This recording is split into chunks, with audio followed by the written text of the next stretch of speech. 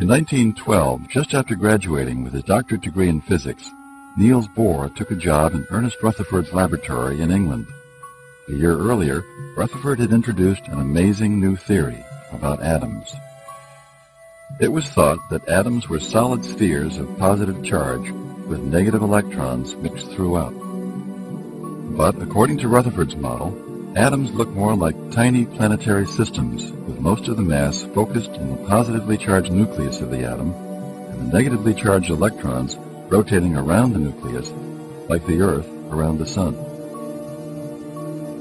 Rutherford's new model was a scientific breakthrough, but almost immediately he found a hole in his theory. See, the problem was that if you've got a nucleus with a positive charge and electrons in orbit about it, then we know that the electron should very rapidly orbit into the nucleus. It should do it in a fraction of a second. That's a very secure prediction of classical physics. And that's catastrophic. What it's telling you is that atoms can't exist. It means that you and I would not exist. The atoms would have no way of supporting themselves with the large volumes that they have. Rutherford was ready to give up on his atomic model, but Niels Bohr saw a way to save the theory. He was so excited, he canceled his honeymoon. He had to delay his wedding, cancel the honeymoon, and his poor fiancée, instead of going on a luxurious honeymoon, had to take dictation as her husband dictated one of the greatest masterpieces in physics because he himself could not get himself to write down the paper. What he proposed was that you would not allow the electrons to move in any orbit about the nucleus, as you could according to classical theory, but only to occupy certain very well-defined orbits about the nucleus. There would be an orbit here, an orbit here, an orbit here, but there would not exist orbits between these. There's nothing in between. In between exists nothing. And that's very non-Newtonian. If you take the Earth and you could move the Earth a little bit closer to the Sun, no problem. We'd have a different orbit, would be stable, would have a different time to go around the Sun, no problem. That you cannot do with an electron around a nucleus. You cannot just change the orbit by a little bit. You have to change it by, so to speak, a lot. Bohr's idea that electrons can only have fixed orbits drew inspiration from other new theories. Light and energy are waves made up of discrete energy packets, or quanta, now called photons. But most physicists disapproved of Bohr's theory that would apply this quantum idea to matter.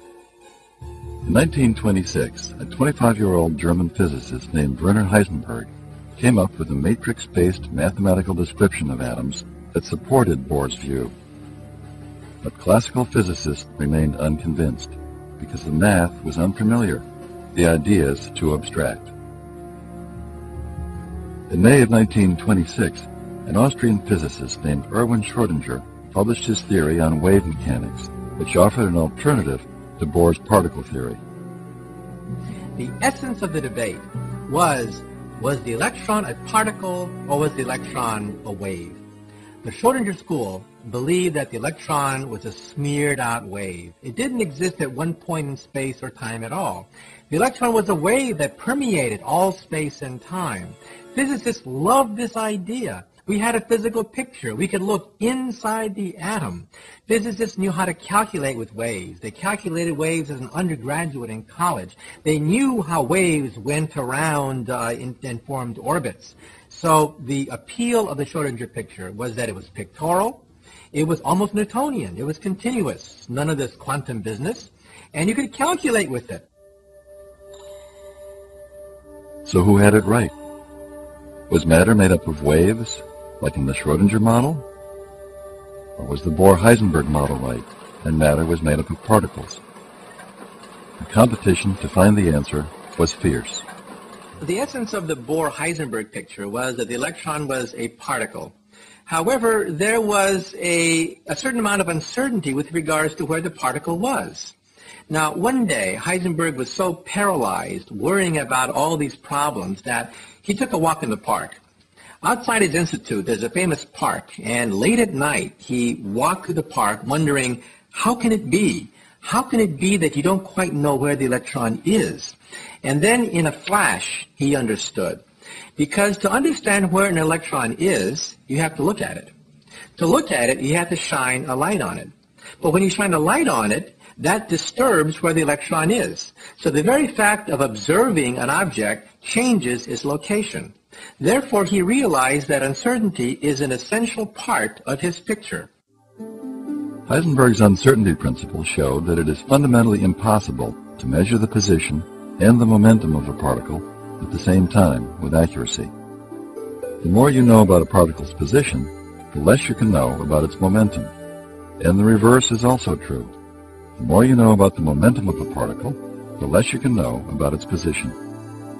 And when he finally had that idea, he realized that he could merge the Schrödinger picture with the Bohr-Heisenberg picture to give us the modern-day theory of the quantum principle. In other words, the electron is a point particle, but you don't know quite where it is. And the probability of finding it at any given point is given by a wave, the Schrödinger wave. So we now have this beautiful synthesis of waves and particles.